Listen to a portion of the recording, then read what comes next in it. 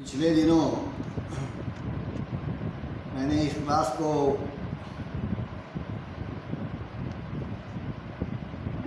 Different industrial policies को explain करके और उसके पढ़ने वाले जो इफ़ेक्ट हैं उसको मैंने एक्सप्लेन किया था आपके सामने।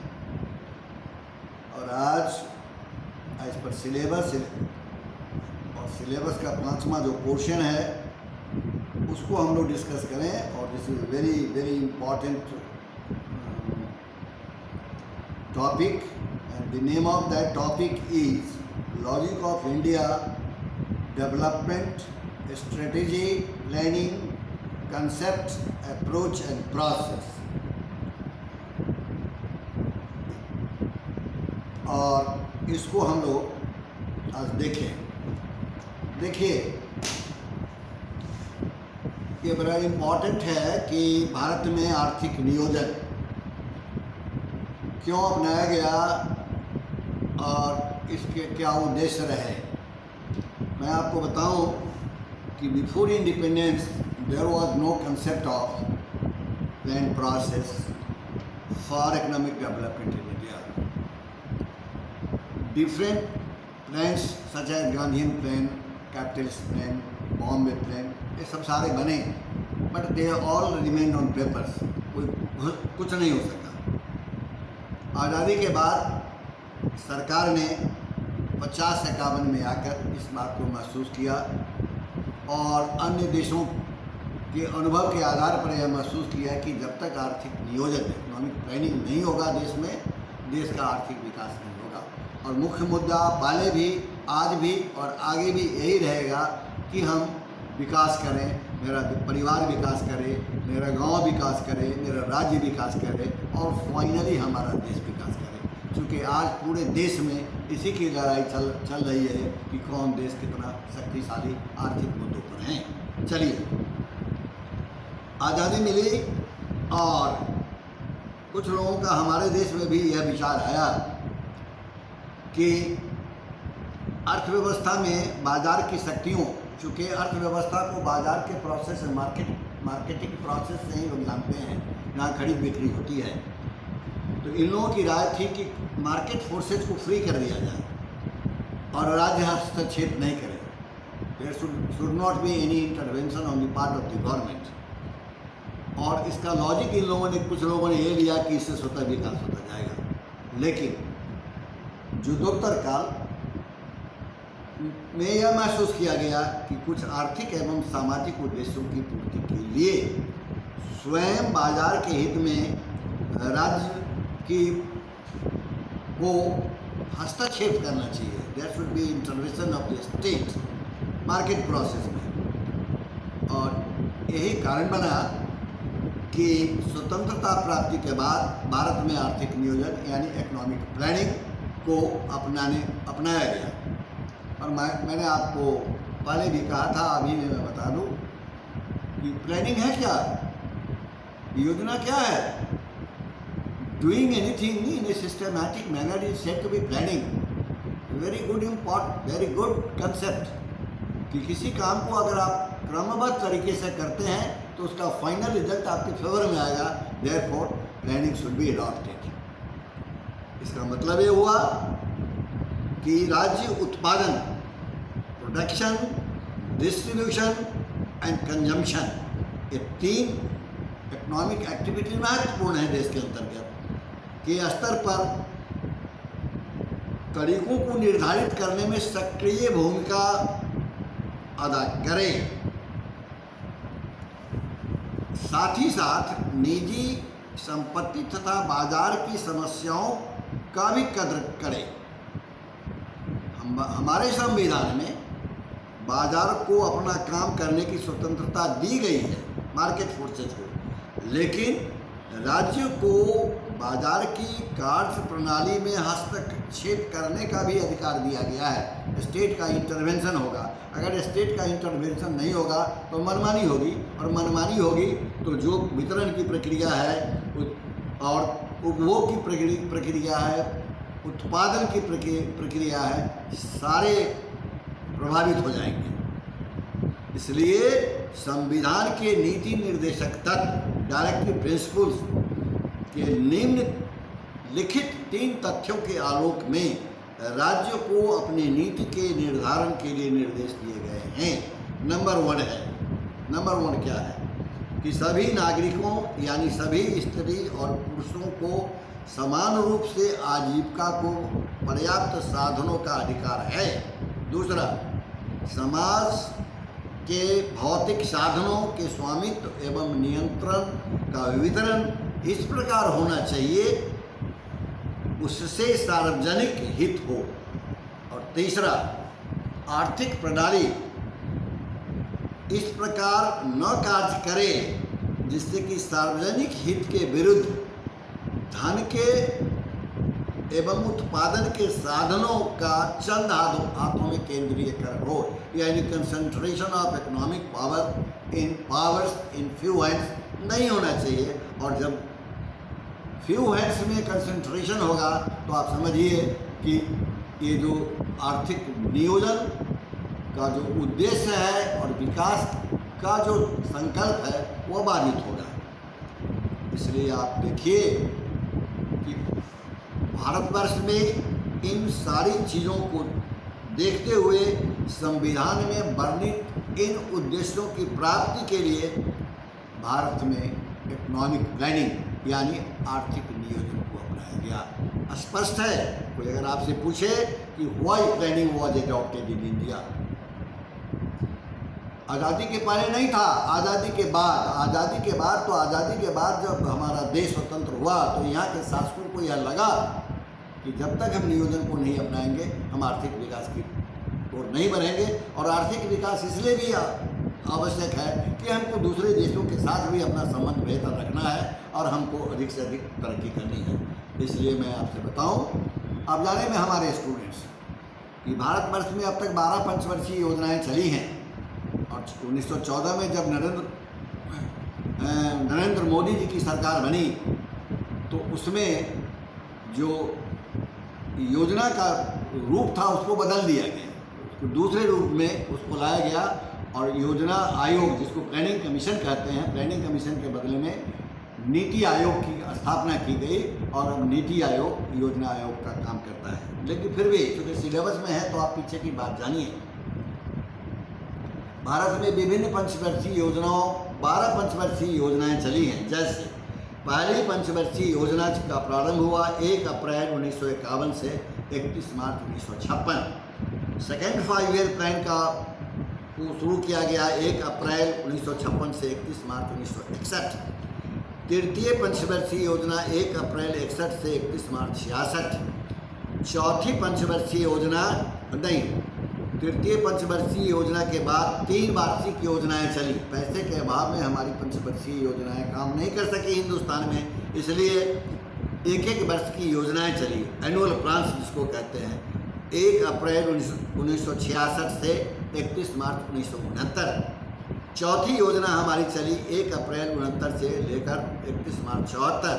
पाँचवीं योजना चली 1 अप्रैल 74 से 31 मार्च 78। और फिर योजनाएं नहीं चली, 1-1 वर्ष की योजनाएं चली, यानी वार्षिक योजनाएं चली 78, 79 और 79-80, यानी 1 अप्रैल 78 से 31 मार्च 80 तक 2 1-1 वर्ष की योजनाएं चली। छठी योजनाएं चली 1 अप्रैल 1980 से 31 मार्च 1985 और 7वीं योजना 1 अप्रैल 85 से लेकर 31 मार्च 1990। फिर वार्षिक योजनाएं चली 1 अप्रैल 90 से 31 मार्च 92 और 8वीं योजना चली 1 अप्रैल 1992 से 31 मार्च 1997। 9वीं योजना चली 1 अप्रैल 1997 से 31 मार्च 2002। 10वीं योजना चली हमारी 1 अप्रैल 2002 से 31 मार्च 2007 और 11वीं योजना चली 1 अप्रैल 2007 से 31 मार्च 2012 और 12वीं योजना चली अप्रैल 12 से मार्च चली और 14 में आकर के ये योजना समाप्त हो गई। ऐसे इस मार्च इसको 17 तक चलना था, लेकिन 17 तक नहीं चल के बीच में ही 14 में नीति आयोग बन गया और योजना प्लानिंग कमीशन का काम इस नीति आयोग ने अपने ढंग से लिया और आज नीति आयोग के माध्यम से ही नियोजन के काम चल रहे हैं। अब देखिए, ये तो मैंने आपको बता दिया कि 12 पंचवर्षीय योजनाएं चलें और उसके बाद फिर इसका दूसरा स्वरूप दिया गया है और आज यह काम कर रहा है। अब चलिए, अब पूछिए कि इकोनॉमिक प्लानिंग की ज़रूरत क्यों पड़ी हिंदुस्तान में। इसलिए पड़ी कि आपके उत्तर होंगे कि नंबर 1 होगा कि साधनों का समुचित प्रयोग, प्रॉपर यूटिलाइजेशन ऑफ रिसोर्सेज, यानी जो संसाधन देश को उपलब्ध है उसका अगर समुचित प्रयोग करना है तो गो विथ प्लानिंग। अगर प्लानिंग के साथ नहीं जाइएगा, और मैं आपको इस क्रम में बताऊं कि लिविस ने लिविस ने प्लानिंग के बारे में लिखा कि see what is the importance, planning is a grand panacea of the age, यानी आज के युग की महाऔषधि अगर कोई है तो योजना है। यानी योजनाकरण के महत्व को उन्होंने बहुत महत्वपूर्ण स्थान दिया और आदेश दिया, एक निर्देश दिया, एक संबोधन दिया पूरे विश्व को कि आपको तरक्की करनी है तो आप जाएं on the way of, on the line of planning. और therefore this is the need and importance of economic planning in India, number 1। Now to come to second point, and that is balanced economic growth है। Third point है increase in saving and investment. Fourth point है increase in employment opportunity. योजनाकरण का मुख्य उद्देश्य है कि हमारे देश में रोजगार के साधन उपलब्ध हों। ये कॉलेजेज, यूनिवर्सिटी, स्कूल्स या अन्य लोग जो हैं, आज क्या स्थिति देश में बन रही है, आज जो पलायन हो रहा है कोविड-19 के कारण, ये सरकारें कर रही हैं। लाखों की संख्या में लोग बाहर से आ रहे हैं, दूसरे प्रांत से आ रहे हैं और सरकारें व्यवस्था कर रही है कि उनको काम दिया जाए। ये बहुत अच्छा कदम सरकार का है और होना भी चाहिए।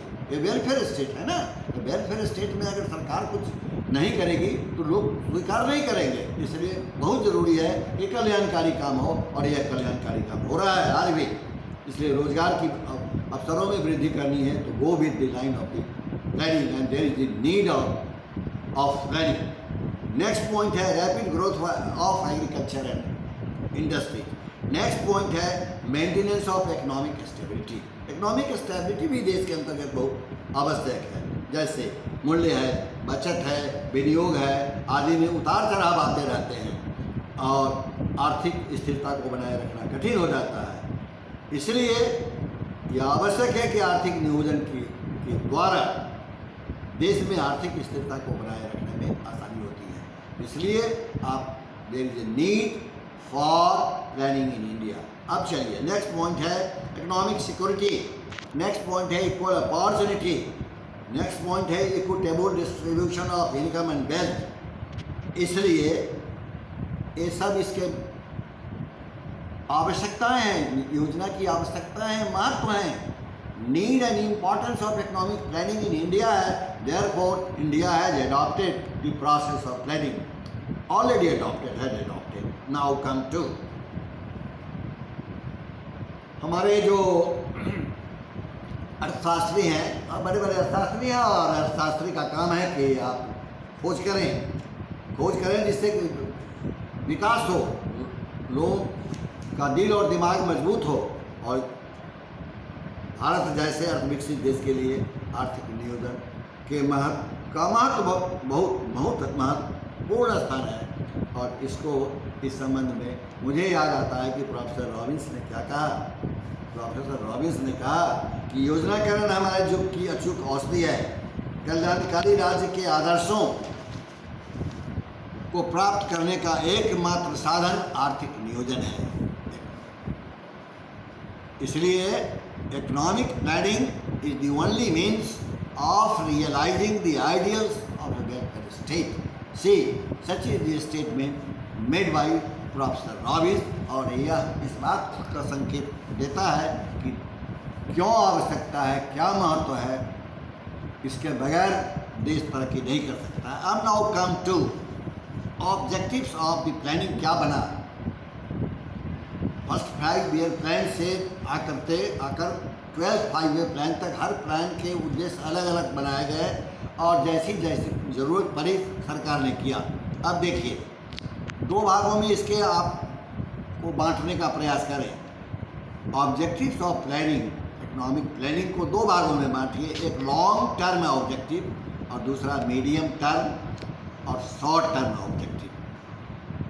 तो दीर्घकालीन उद्देश्यों में विभिन्न योजनाओं में कोई विशेष अंतर नहीं होता, लेकिन अल्पकालीन उद्देश्य में विभिन्न योजनाओं में भिन्नता होती है। हमारी पंचवर्षीय योजनाओं के अल्पकालीन उद्देश्य हर योजना में उस समय की परिस्थितियों को देखकर अलग अलग ढंग से बनाया गया है, लेकिन विभिन्न योजनाओं के दीर्घकालीन उद्देश्य लगभग समान होते हैं। याद रखिएगा, हम दीर्घकालीन उद्देश्यों को योजनाकरण के उद्देश्य प्लानिंग ऑब्जेक्टिव्स तथा प्लान ऑब्जेक्टिव्स तथा objectives of a particular branch भी कह सकते हैं। और मैं आपको बताऊं कि प्लानिंग कमीशन, भारत में योजना आयोग ने योजनाकरण के कुछ चीज़ों को दीर्घकालीन उद्देश्य के रूप में रखा, और वह क्या है देखिए। नंबर 1 है कि उत्पादन में यथासंभव अधिकतम वृद्धि करना तथा ताकि राष्ट्रीय आय एवं प्रति व्यक्ति आय के उच्चतर स्तर को प्राप्त किया जा सके। दूसरा, पूर्ण रोजगार, फुल एम्प्लॉयमेंट को प्राप्त किया जाए। तीसरा, आय एवं धन की असमानताओं को तथा आर्थिक शक्तियों को केंद्रीकरण से रोका जाए। ये हमारे नियोजन के उद्देश्य बने, नियोजन के हमारे उद्देश्य बने। अब देखिए कि सभी योजनाओं में अगर आप गौर से देखिएगा तो दीर्घकालीन या विकासात्मक उद्देश्य डेवलपमेंट ऑब्जेक्टिव्स को जारी रखा गया है। अगर गौर से आप देखिएगा तो सब में डेवलपमेंट स्कीम रखा गया है, क्योंकि इन दीर्घकालीन उद्देश्यों को सभी पंचवर्षीय योजनाओं में सामान्य रूप से जारी रखा गया है, और इन्हें हम पंचवर्षीय योजनाओं के सामान्य उद्देश्य भी कह सकते हैं, जो पहली योजना से लेकर 12वीं योजना तक रखा गया। अब देखिए, आपको ये बताऊं, आप बताएं कि योजनाओं की रणनीति क्या बनाया गया। रणनीति क्या बनाया गया, ये बड़ा महत्वपूर्ण चीज़ है। अब देखिए, रणनीति के अंतर्गत योजना के उद्देश्य, उसकी प्राथमिकताओं, साधनों का एकत्रीकरण, विनियोग का आकार एवं संरचना, राजकोषीय, मौद्रिक एवं आर्थिक नियंत्रण तथा सामाजिक नियंत्रण शामिल किए जाते हैं। वास्तव में इनफैक्ट नियोजन की रणनीति के अंतर्गत उस व्यवस्था, नियमन, नियंत्रण एवं नीति का निर्धारण किया जाता है जिसका संचालन करके योजना के उद्देश्यों की प्राप्ति की जा सके। आप इस बात को जानिए कि जब योजनाएं बनती हैं तो उनके उद्देश्य पहले निर्धारित किए जाते हैं। उद्देश्य के बाद उसको कैसे पूरा किया जाए, स्ट्रेटेजी क्या लिया जाए, ये भी निर्धारित किए जाते हैं, ये भी पब्लिश होते हैं। और उसके लिए संसाधन, धन कहाँ से आए, जिसको कि फाइनेंशियल रिसोर्सेज कहते हैं, ये तीनों चीज़ को एक साथ ध्यान दिया जाता है जब योजनाओं का निर्धारण होता है, निर्माण होता है, और उस क्रम में प्राथमिकताएं तय की जाती हैं। इसलिए आप देखिए कि विभिन्न योजनाओं में जो योजनाएं चली हैं, 12वीं योजनाएं चली हैं और आज भी चल रही हैं दूसरे ढंग से, उसमें रणनीति क्या है।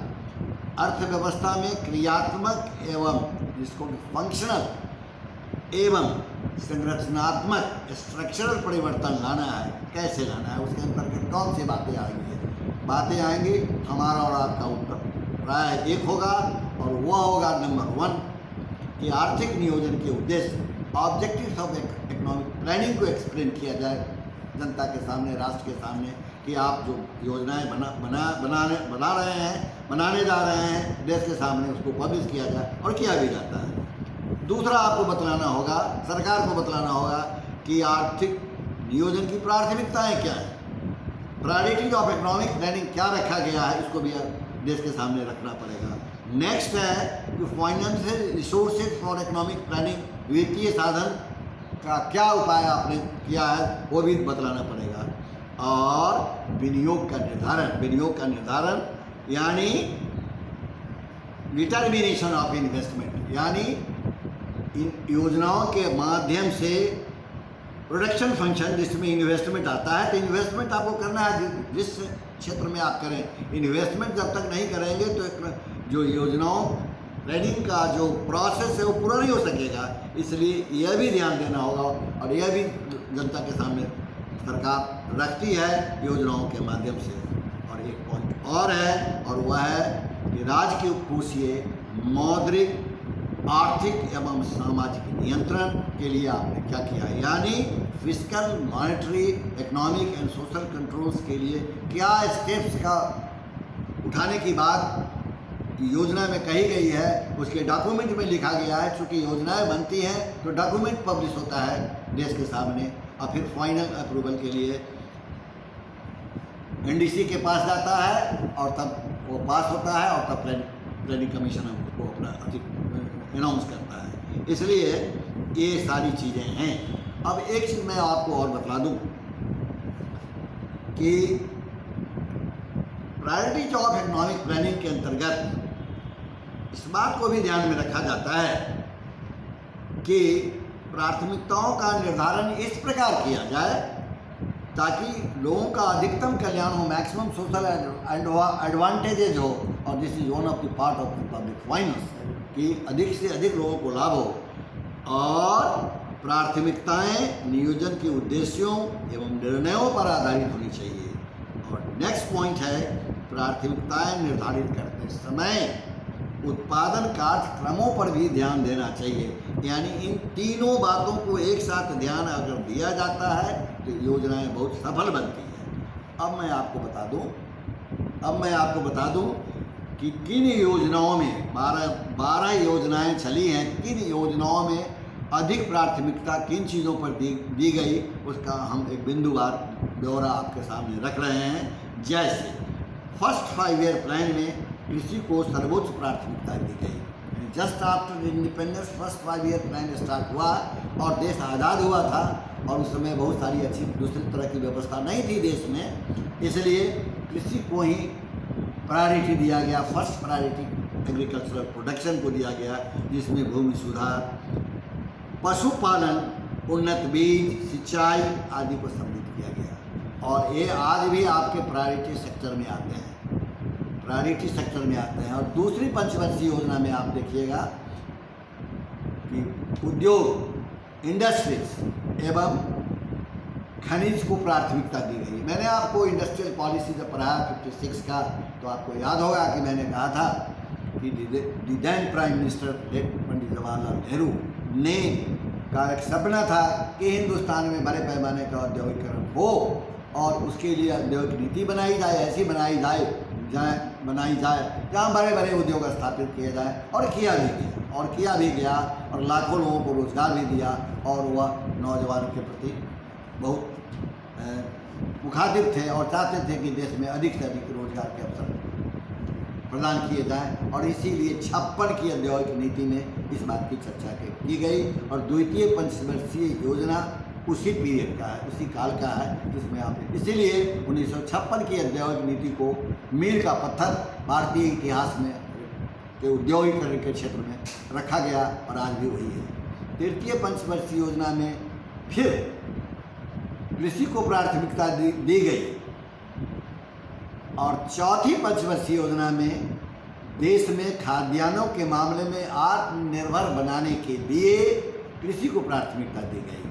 5वीं योजना में आप जब देखेंगे, उसकी डिटेल्स में जाएंगे, तो आप उस समय देश में बहुत गरीबी हो गई थी, इसलिए गरीबी उन्मूलन एवं आत्मनिर्भरता को प्राथमिकता दी गई, यानी पॉवर्टी एलिविएशन के बहुत सारे कार्यक्रम बनाए गए, जिसको कि जब इंडियन इकोनॉमिक्स को डिटेल्स में आप पढ़ेंगे तो सारे स्टेप्स उसी में आएंगे। और common minimum needs programme something like that ये सब बना था, ग्रीन रिवॉल्यूशन सब उसी में आया था।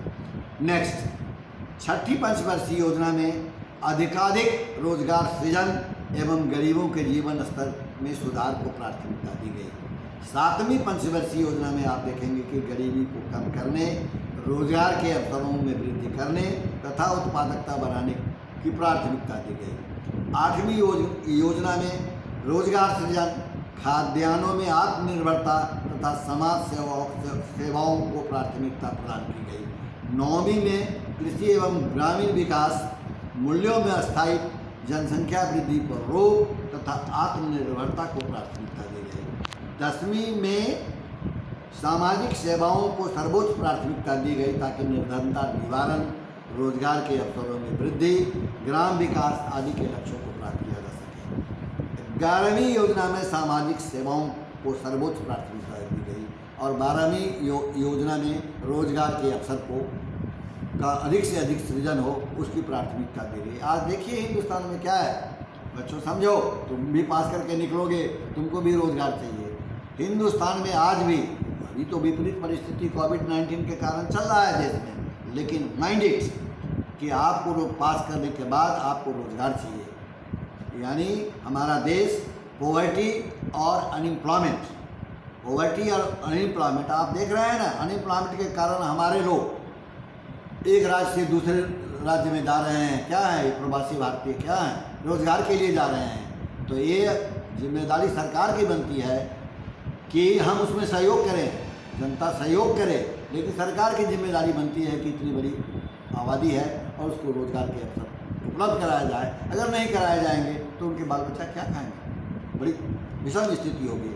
इसलिए मैंने आपसे बतला दिया कि 12वीं योजना तक सरकार की क्या प्राथमिकता रही और सरकार ने क्या काम किया, उसको जब डिटेल्स में किताब को देखिएगा तो आपको लगेगा कि सरकार ने हर कदम पर अपना काम किया है और नई नई समस्याएं आती रहती हैं, उसमें घबराने की ज़रूरत नहीं, उन समस्याओं का समाधान है।